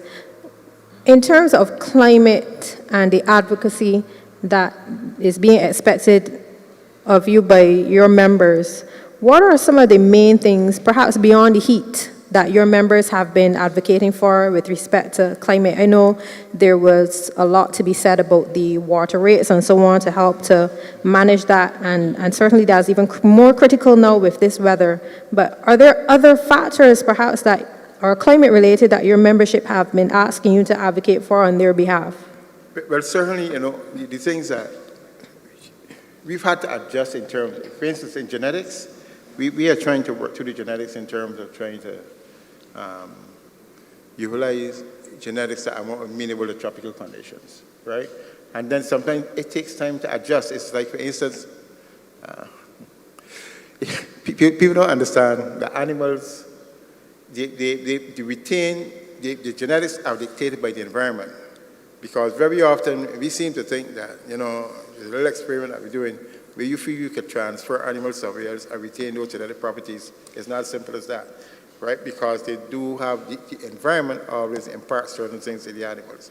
So one of the things that a lot of the, you know, that the farmers do look at is in terms of whether or not we're having the appropriate genetics when it comes to our animal livestock. And similarly with plants, it's more important for the plants, because certainly the seed varieties that we are using now today, we are using the most appropriate seed varieties. And this is where, for instance, the level of research that actually is going into those, in having those appropriate seed varieties. I don't think that people recognize or understand that, you know, Barbados was at one time a leader in cane breeding research, a leader. A lot of people, you know, when they sit down and watch us as a nation, and we seem to think that somehow we cannot do as much as we think we thought. And we hear people talk about punching above weight, but we only punching above weight when it comes to putting on these skirts and all kind of stuff and singing for people and being entertainers. But we were actually leading researchers when it comes to the whole question of cane breeding. And in that respect, you know, that is where I think maybe that we need a lot more, because we can actually go back there and recognize that because of where we are in terms of the tropics and things like that, and because of the changing climate that is happening right now, because we do need to understand what is happening in the climate, and we cannot just rely on people in the first world or so-called first world, okay, to tell us what to do. We are actually here, and we do have the capability to actually do the type of research that is required to look at the appropriate type of genetic material that we need to use in order to ensure that we get the best. In other words, in terms of sweet potato cultivation, you even look at, for instance, onions. I mean, we do very well onions, but are we using the most appropriate varieties, okay? All of these things that we are not actually taking on them. And you know, unfortunately, our universities seem to also be impacted by what happens overseas, rather than trying to think maybe, and we do have students who are capable of doing the necessary research right here at home, in the same way that we did it 30 years ago when we had the cane breeding station right here, and we were leaders in terms of developing new cane varieties right here, and we actually sold those new cane breeding varieties to people and made money off of it. So in the same way that we did that, then it seems to be, we don't seem to recognize that we don't have to be, what do you call it, entertaining everybody all the time. People, all of us can't sing. We had a real lucky. That is, you know. But the point I'm saying is that we are not doing the necessary level of investment in those areas of research when it comes to climate, even here locally, to understand, first of all, what is happening in terms of our climate, and secondly, okay, how can we help to look at our current seed varieties to see whether or not we can develop more appropriate seed varieties. I know the Ministry of Agriculture will be talking about developing a seed bank and things such as these, but we need to stop the talk and do more, right? And maybe the what do you call it? The thing at Jukes, whatever it says, it's supposed to help and assist us in terms of getting there. But certainly,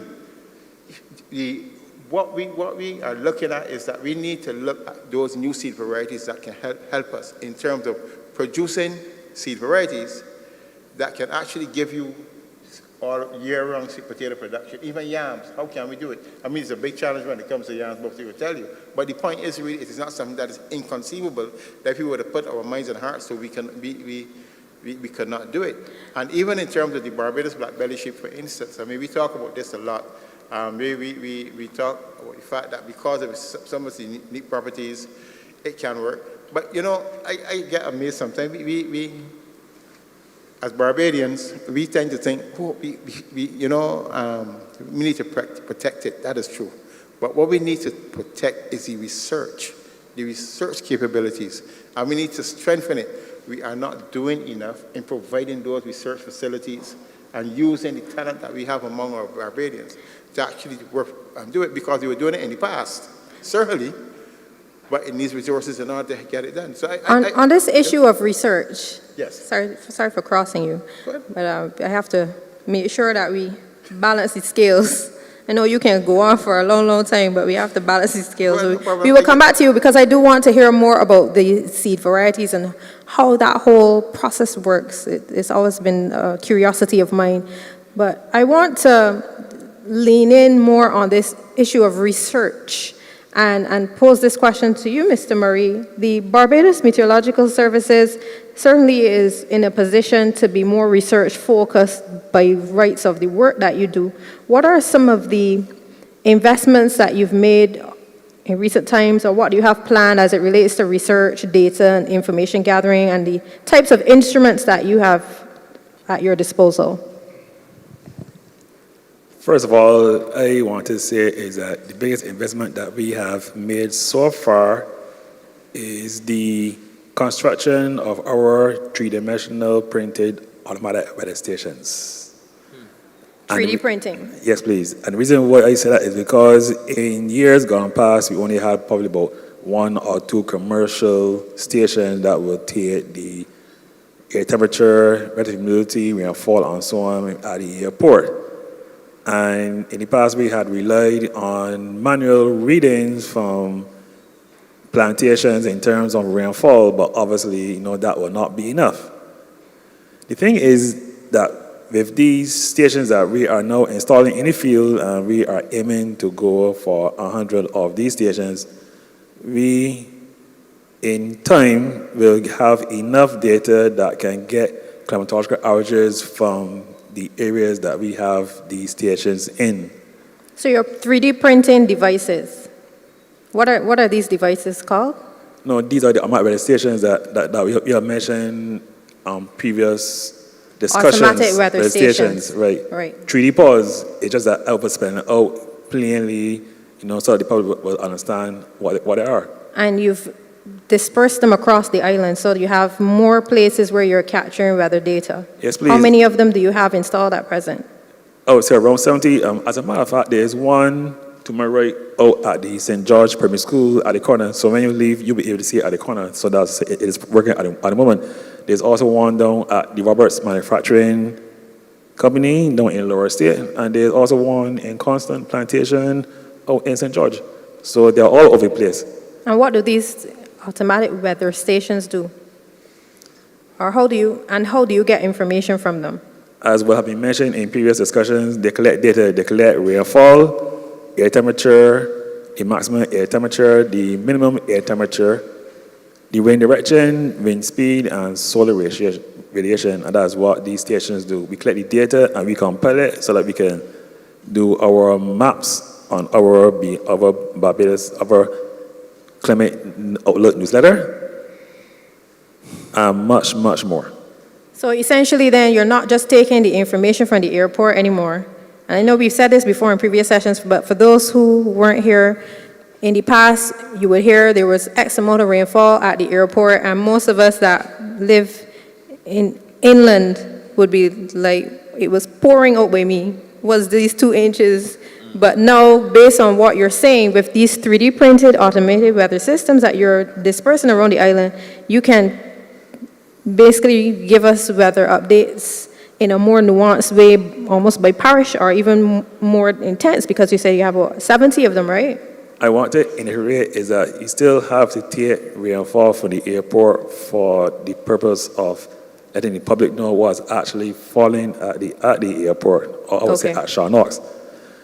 But in our weather discussions, when you go online, we will also mention the areas that we see significant rainfall, especially when you have flash flood watches or warnings, if there's any significant weather event that took place across the island. The station that captures that data within that area will also be mentioned in that discussion. So the airport is not left out. We still have to send out that information every day, 365/7. For international Purposes. compliance purposes, Yes. agreed. So folks, when you leave here, you can check the Barbados Meteorological Services social media. They have been sharing this information. For example, I believe I saw a map recently that was issued where you would have seen there was rainfall condensed more in the northern part of the island. So those of us who might be working in the city, that might not have applied to you, but certainly people who live and work in the north would have been grateful for that forecast information. So kudos to the Barbados Meteorological Services for making that investment. Is there any other software or equipment? I saw Sabu on the news. Sorry, Mr. Best, the director, our favorite weatherman, with this gigantic sphere that was glowing blue, and it was giving him weather information. It looked very fancy. Can you tell us more about that? It is called a digital sphere, and it can be used for a lot of things, not only to display the weather on it, it can also be displayed to show other stuff, especially if you have tours of the office, so that the children or the students will be more interested. So it is not just for displaying weather. So think of it as a computer screen wrapped around into a circle. So it can track things like haze as well? Or no? It can track haze as long as we set it to the appropriate website and the satellite. As a matter of fact, the satellite, depending on which satellite you use, well, obviously we use the GOES 16 satellite. But in terms of using the correct template, you can actually see the haze coming across the Atlantic. And you also have models that will also show you where the haze is expected to be. Sorry, did you say we're measuring that or we're not measuring that? The BMS doesn't usually measure the haze, and that's usually done by CIMH, and they have a facility up at Rock Point that usually measures the haze particles, and those particles coming across the Atlantic. But on the satellite, you can actually see the haze coming across when you use the visual satellite, and they have other websites where they have modeling that will show where the haze cloud is expected to be. I guess what I'm asking through the moderator is it possible are these announcements made to the public, more importantly, are they made to the health sector that there's a haze cloud coming within X hours, for instance? But I can say is that on our website now, we do make announcements for sure. In the event that we suspect that the haze is going to reduce visibility to about 15 kilometers or less, we usually send out statements, and the impact-based forecasting does come into play. And it sends to all the media houses, including the Government Information Service. So I think one important action point might be that information needs to go to the health sector, because it influences planning. For instance, if haze is coming, all of the public health messages start going out, the emergency rooms start being prepared, all those sorts of things, long before asthma attacks occur. So what needs to be done is that you will have to contact us, so they can get your emails, and then whenever there is an event coming, then you'll also be included in the loop in terms of getting information. Yeah, because that's an important missing gap. This is why we have these sessions, folks, so that we can broker relationships and build bridges. Sharice, this next question is for you with respect to the extreme heat. I understand you're doing some research. How is your research on the heat going, by the way? And what are the types of notices? I understand the BMS has used terms lately like dangerous heat. But this is your wheelhouse, so we want to hear from you. The overarching thing from this year has been that the Atlantic has been warmer than usual. So because the Atlantic is warmer than usual, the island is also warmer than usual. That's the first part of it. Second part of it is that with a warmer ocean, the lower part of the atmosphere at least, tends to be warmer. And a warmer atmosphere holds a little bit more water vapor. So it's a little more humid. So you feel hotter. So it's hotter and you're feeling hotter. Additionally, especially in September, With the warmer Atlantic, we had a lot of tropical cyclones in the Atlantic basin that eroded the Atlantic high pressure system that resulted in long periods of very light winds. So it's warmer, it feels warmer, and then the light winds are also not giving much relief. That is essentially what happened over the last few months. The last part of your question. I can't remember either. And It was something, oh, you used the term dangerous heat. Yes, please. In a recent update. And I would like you to contextualize that for our benefit. With the conditions being warmer, harder for you to cool yourself. That's why we said it's dangerous. So dangerous heat starts at what temperature? Because I've been seeing, when I get in my vehicle, I see the temperature. I've seen as high as 35 recently on my gauge, and I wonder if that's coming from the engine or if that's really outside. There are parts of the island that have gotten to 35 degrees Celsius. The issue is our instruments measure air temperature with how it feels outside. The air temperature might be 35 degrees Celsius, but it feels like it's 40 or 50 degrees Celsius. So that's why we use the term dangerous heat, because it's going to be harder for our body to regulate our temperature if outside feels really hot. And we've heard extensively today from our health representative the signs and the actions that we should take when we hear these notices being issued with respect to the heat.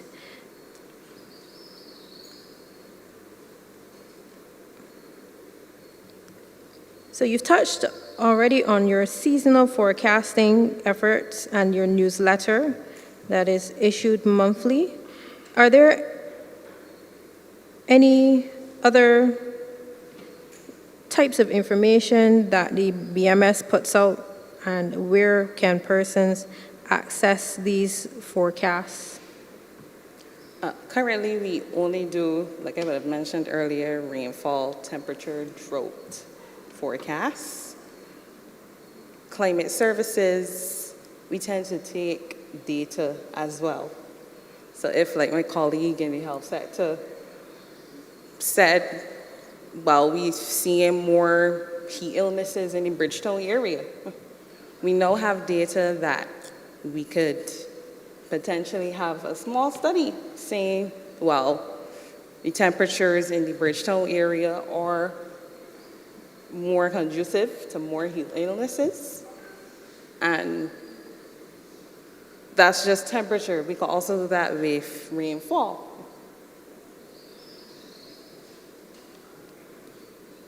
Air quality. The CIMH also does air quality. BMS at this moment doesn't do air quality. So this next question is for either you or Mr. Murray, Sharice. The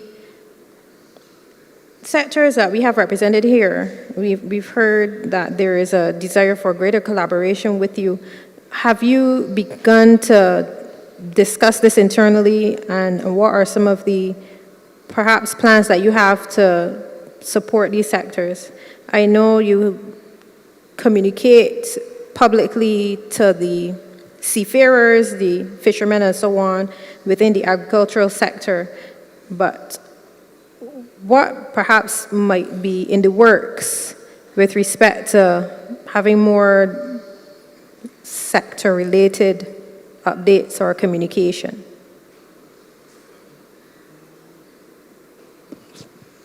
I will answer that question. I would say that we are currently involved in having these outreach programs with the sectors that's mostly like water, disaster management, agriculture, and I would like to have the health sector on board too, because I think that we can have a very good relationship in terms of data sharing and sharing of information, so that you can make the link between a spike in vector borne diseases in relation to like a spike in the maximum air temperature or rainfall. Right now, we are already involved in some partnerships, and I would say the Barbados Water Authority is one, and they have been grateful, to have some of our 3D printed weather stations across on some of their locations, because they are also in a position, to monitor the rainfall pattern, and at the same time, they will be in a better position to plan,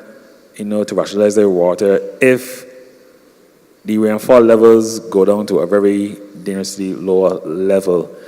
In agriculture, we also collaborate with CIMH and the Ministry of Agriculture and Food Security. They got a few projects going on at this time. And we also collaborate with DEM, especially with the impact-based forecasting, where, we have a very good relationship, in terms of trying to reduce, disasters, and at the same time, to keep the public informed on what to do and what not to do. So a lot is going on at the moment in terms of we are trying to, have a better outreach, so that we can have a much safer, better informed Barbados. Thank you so much. Folks, I'm going to stick a pin here and invite you to ask any questions of our panel. We would have heard about health and climate, agriculture and climate. You have a question, sir? Okay, we have a microphone up here. You want to come so that the online audience can hear you? Was that he saying that he already got a big voice? Oh, and hopefully not seen? Yes. Good evening to everyone. Good here evening. And online. I want to go back a little bit to the whole conversation of research. And I want to focus more on the two sectors rather than my colleagues at the Met Service, but my collaborators. Now, the role of any Met Service, one of them at least, is to provide early warning, right? So, we heard your response with respect to the relevance of the information coming out of, for example, the Barbados Met Service. The question is, what makes it relevant?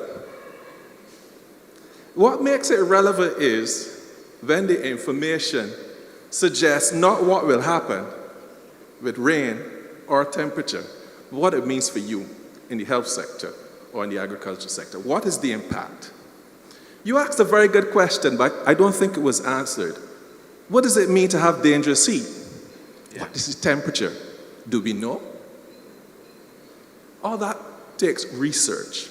What are the significant thresholds that need to be forecasted that would make a difference for you too? That's the direction we are currently going. But you know what we need to help with that? In order to understand impacts forecasting and get the forecast that's relevant to you, we need your data. Not just their data. Their data tells you about the environment. When we put your data with that, it tells us of the impact of that environment on you. And that's what we need to forecast. And that's the direction we're going. What's your response in the two sectors to such information? I really want to agree with you wholeheartedly. I can tell you why. Every year, this might give me a little rough here, but my people a little rough. But anyway, I don't mind. You hear, whenever a farmer has an issue, livestock farm especially, it's either the feed, the chicks. There's three things: your feed, your chicks, and the environment. Okay? What's most important? All three are important. In other words, what kind of feed, the genetic quality of what you're dealing with, and your environment. But your environment changes. Weather. How, for instance, sometimes what they do is that in terms of the type of feed that you are mentioning, the amount of water that you drink, do we adjust feed ingredients according to the weather situation, if you get where I'm coming from? What levels of research are we doing here that says, for instance, the way in which we are feeding our animals is really based on Western prescriptions up there that tells us this is what it is, Are we using local knowledge in terms of during particular times of the year, this is what you need to do? But you know what, people just got this thing, you know, that they tell you, you got to use scarcity, but certain times, for us, big people, human beings, that's a fact, okay? But there's no science, there's no research to back up to say, well, this is when you do it, all right?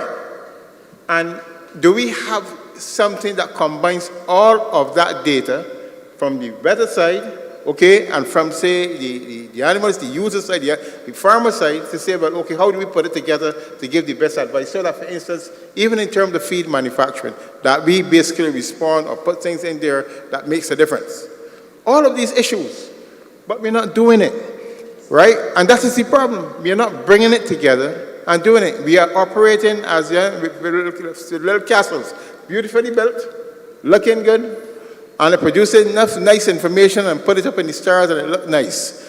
But the point is really, how are we utilizing it in a way that says we are respecting each other for where our competencies are, okay, and using the competencies that each of us have to make each other better. That is not, we're not doing that, and that is, I think that is a worry. Dr. Connell, I know you want to jump in here, but sorry. You wanted to respond?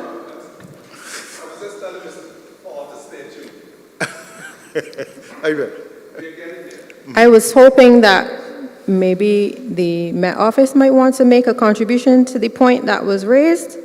If not, we will move on to Dr. Connell's comment. I think maybe I should respond because I guess your response is going to be to the sectors that are kind of, so let me just make, okay, so UV isn't on here, but there's a lot of talk about research, which is good, and in 2023, research has taken on a whole different meaning, because everyone now does research, but proper structured research requires investment. And yes, you could have the most willing students there to do the research, you can have a campus there that is research driven, but if you don't have the investments, then research cannot occur. The reason why research occurs in more developed countries is because they have research funding. So even into genetics, that's going to take some funding, and funding comes from either privately or non-private. So that's research. But what I like the question because I think what it drives home is that the Met Office, and I'm going to use the colloquial term, might be producing data but not information. The data now has to be translated so that the various sectors can understand it and create relevance within the sector. Now take, for instance, an app on my iPhone, right?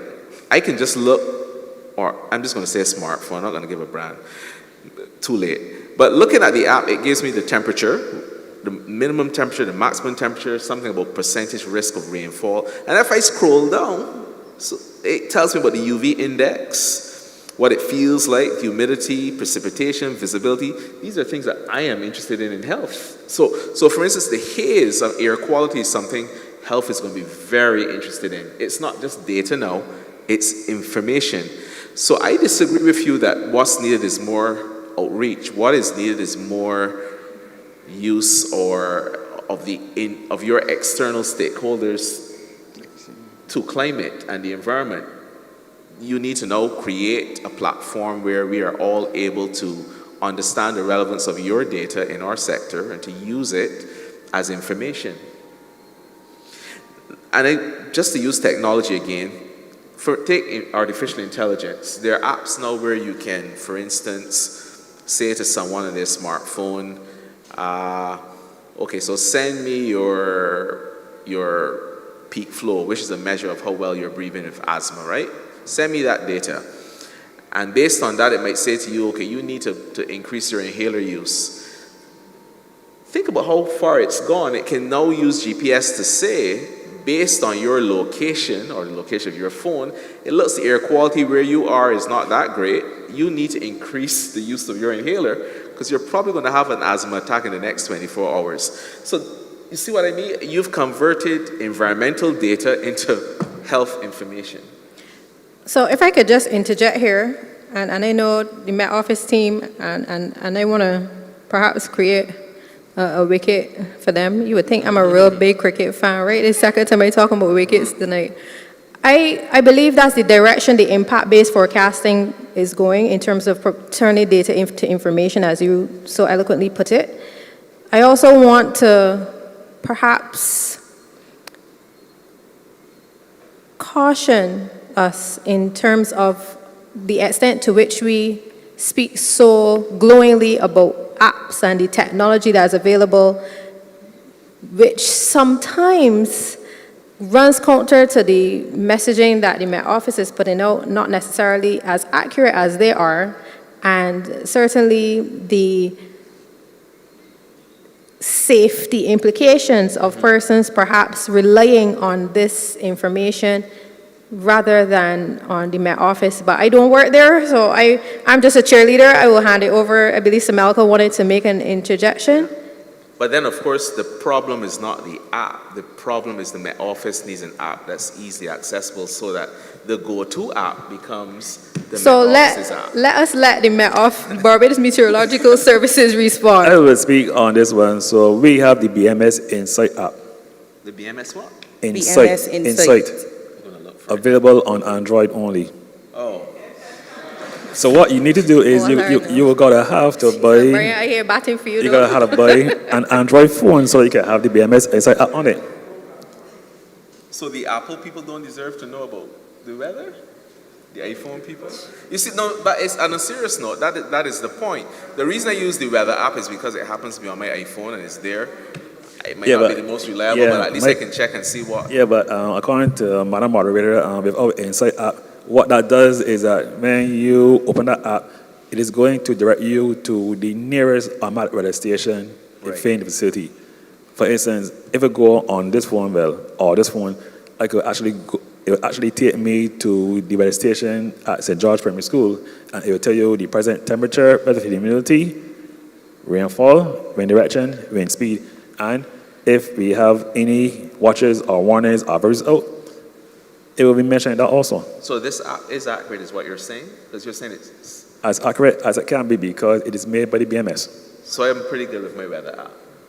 Yes, it's pretty good for your weather app. Give it up. So I just want to interject here. Samalka Jatman, the senior meteorologist at the Met Office. So there was a lot of conversation just now. Mr. Trotman, he's with the climate section at CMH, which is the Caribbean Institute for Meteorology and Hydrology, and they work a lot with research. That is why he was driving at certain points, of course, which are really relevant. And then to bring it back to the Met Services perspective, where our mandate is obviously different from CMH, and we would now look at the forecasting, especially at a national level. So I did speak about the collaboration between sectors. So as Sharice and Brian rightly mentioned, we have climate services and we look at sector-specific services. So you spoke about, Dr. Connell, was in relation to impact-based forecasting, because we're not just looking at what the weather is, but what it's going to do and what it's going to do to each sector. There is going to be a different look for the general public, although you're a farmer in the general public, and there's going to be a different look from the stakeholder aspect and as it relates to your organizations or the ministries associated with a particular sector. So sectors, health, agriculture, energy, disaster management, as my colleagues mentioned. So as Brian said, we are working with stakeholders and meeting with the sectors, and that came out just now in the conversation as it relates to not just what the Met Office has as it relates to data, but also what you have as it relates to data. I can tell you what the temperatures are, what we are seeing, what we are forecasting, whether it's daily or seasonally, and then from the perspective, obviously, for long-term climate, which would go into the realm of CMH. But then we need to know from you and your sectors, what are the thresholds? What are the thresholds as it relates to heat? How is that relevant to health when it is really going to be the dangerous heat? Because you need to tell us about the body. We are not experts in the body, we're experts in the weather. So then when we take it to that national level and we interact with the sectors, which is exactly what we are doing now, having that interaction with the sectors so that we can better produce products that are centered towards you, whether it's on a stakeholder level or centered towards you, whether it's on the public level. We've done a lot more in past times as it relates to the public and understanding what the public would like and how we could improve on our messaging for the general public. But we realize now that we have to take that to the next step, especially with our stakeholders. So then the farmers and the doctors, they understand what the Met Office is saying. It's not just the case of you getting the advisories, but then how are you going to plan ahead? You mentioned about the hospital, what procedures you need to put in place. We do our climate outlook. We talk about the temperatures. Are you accessing that information is the questions that we're going to ask you. And then what more information you might want, because I might just be thinking, oh, you want temperatures for heat, but then you might be saying, I want to know more. I want more information that you may have. You might not even know that we have, because we do the dust forecasting, we do rainfall, we do thunderstorms, we do marine. Then you have that conversation with us, and we can build products that are better suited to the relevant sectors. I would love to be a fly on the wall when you all have your meeting. I think it will be very productive, if not robust. But definitely, we would have said in the very beginning, we have provided this platform for you, the public, for exactly this reason, to see what are the bridges that we need to build, where can greater collaboration benefit different stakeholders, and it is lovely for us, especially in terms of how relevant health and agriculture are to us on a day-to-day basis, to hear that there are these opportunities for greater collaboration. We have just about passed the 2-hour mark, so are there any other questions? Ricky, did we have any questions online? No questions online. Margaret, I just wanted to say, though, that I think what was just said is critical. Because unless you have these conversations with the the stakeholders, then your impact forecast is at risk of not being impactful. Because you want the consumers of that data to be able to, one, to consume information that's relevant, and also to give you information so that you now may consider other things, data points for us. So this is something we always get around in health, by the way. So let me just make that disclaimer. We always think that financing is only interested in heart attack rates when they're really interested in the cost to treat a heart attack, right? So this is something I think you need to really, as a matter of priority, work on. Right. So that is how we initiated our impact-based forecasting, by having stakeholder meetings and getting impact from the various sectors as it relates to what we forecast and monitor. But it's then a case of, we started in 2020, so obviously the plans would have been leading up to 2020. We did it, it's going well, but of course we always think at the Met Office about reassessing, analyzing, see what went well, what didn't go well, how can we improve, and that's where we are at. And we're talking about climate, then we have been building out our climate section, so not just looking at short-term forecasting, but now we're looking at the seasonal forecasting, and that is where we are as it relates to those sector-specific messaging for a seasonal perspective. And we can see that it's critical to have not just short-term forecasts for planning purposes, but to understand what is happening for the long term. So it is definitely something we've always been doing, and we will continue to do and continue to build. And coming out of these panel discussions is definitely good to be able to interact with the sectors. We had a panel discussion where tourism was there. Since then, we had a meeting with BHTA regarding what the tourism sector will want, because we didn't have such a close relationship with them. So hopefully that's where we will go from this panel discussion with health and agriculture. Goes without saying. Are there any other questions?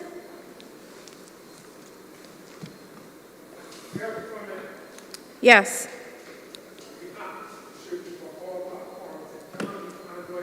Here. Hear, hear.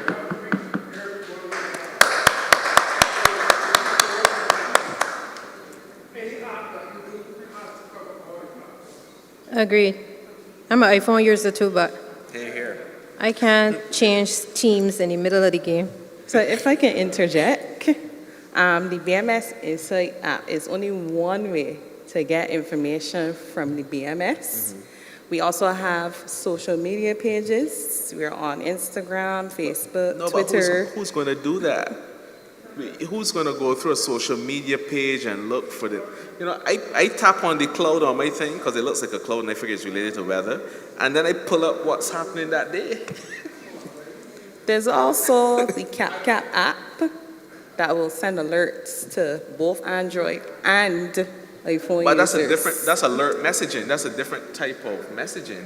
I should be able to get up and say, okay, what's the weather issues or data that I need to know of happening in Barbados today? And I want the most reliable one, which is from the Barbados Meteorological Service. And here's the app, and just click on it.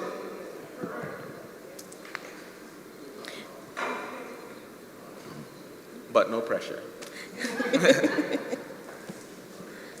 Well, we will take all the feedback, and of course, we do understand the limitations of our app.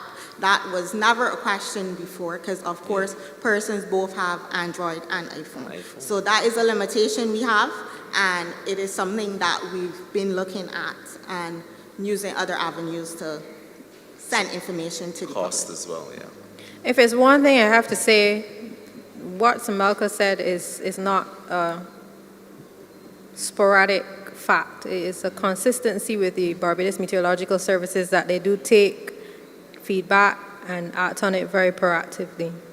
So we can look forward, coming out of this session, to some development with respect to the issues and the concerns raised. So we will give you the ample time in order to do that, but we are confident that you listen. You're an organization that listens, and the fact that you've partnered with the DEM to invest in a session like this, to open yourselves up to even questioning, says a lot about the perspective on communication and receiving feedback at the organization at large. At this point, folks, I would like to invite all of our panelists to issue their closing comments so that we can wrap up this very intriguing discussion on the influence of climate and agriculture on human health. I want to start with Mr. Murray, Deputy Director of the Barbados Meteorological Services. I want to say thanks to everyone that has tuned in to this very important discussion on climate and health. And I would say that we had a very robust discussion because we have actually seen how climate can have an impact on the health of an individual or family or group. And I want to end here on a fun note. Now, as years ago, I say in a previous workshop that climate change is like a very slow poison. And I said that because you do not notice it at first, because you figure, well, things are not going to happen, but we are now seeing things happening. We are seeing more extreme hurricanes, we are seeing more extreme events, and we have to be aware of that. So we have now come to the conclusion that climate change is slowly happening, slowly but surely, and there's data that shows that you're having an increase in the maximum and minimum temperatures. We have to be aware, and we have to be prepared for any eventuality, and at the same time, we have to be careful and make sure that no one gets injured or affected by these extreme events. And at the same time, it is up to the individual, families, and businesses and entities to be educated on climate change and the impacts on the human aspect of it. And I cannot leave out agriculture. And that is it for me. Thank you. Chronologically, so over to you, Ms. Brathwaite, meteorologist with the Barbados Meteorological Services. I'd like to thank everyone, firstly, for attending the panel discussion. I will close by saying that you can access our seasonal forecasts on our website. www.barbadosweather.org. That's for both health and agriculture. Thank And you. I believe you can put a bookmark or icon on your iPhone home screen, right, Dr. Connell? Yeah, Over to you for your closing remarks. just another step. So thank you. I think this was a very useful discussion, certainly because it brought stakeholders together on one stage, literally. You have to speak up. Oh, I've never had that before. Okay, so I think it was an interesting discussion. It brought stakeholders together, and it certainly was solution focused, I think. Let me just close by saying there is no human health without planetary health. And as much as we think that we are just in control of our environment influences our health every single day, including today. The fact that on social media we are hearing comments such as we are possibly living in the coolest days of our future should set off alarm bells, because we have to make drastic changes, because climate change is probably occurring at a faster rate than we predicted. To those of you out there listening, I hope that you've consumed water during this broadcast. And I also hope that you will take steps as of tonight, notice I didn't say tomorrow, to make sure that you adjust the climate wherever you are so that you can have a healthier week ahead. Thank you. Thank you so much, Dr. Connell. And for our final panelists and your closing remarks, Mr. James Paul, CEO of the Barbados Agricultural Society. Okay, first of all, I'm just thanks for inviting me, and I think, we've learned a lot. But what is more important, I would like to think, is that we can start at least a process where we can do more with what we have. The truth is really that if we are serious about food security in our country, we've got to utilize what we have available to us in the best possible way. And clearly, we have not been doing that. But we have to take what we have seriously. And it is only by interacting in a more serious manner and providing information and taking the information that we have and using it in a very effective manner that we can see gains in terms of meeting those food security goals that we speak about. And of course, achieving the Sustainable Development Goals, goal number 15 that we speak about so much. But I want to thank you very much for having me. Thank you so much. Am I allowed to give closing comments? I do want to echo the sentiments of those who've been clamoring for more research. I also want to side with the notion that research costs lots and lots of money.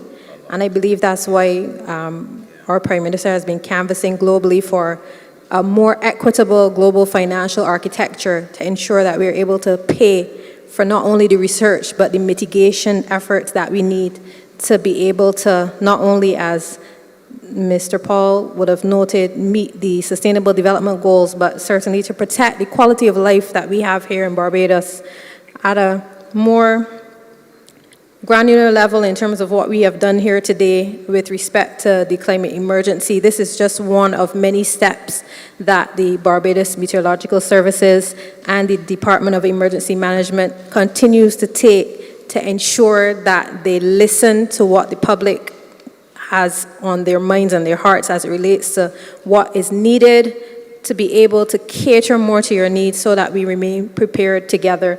And on that note, I want to encourage you to continue to participate, because the only way that we can move forward effectively is together. There's a saying, if you want to go fast, go alone. But if you want to go far, go together. Thank you so much.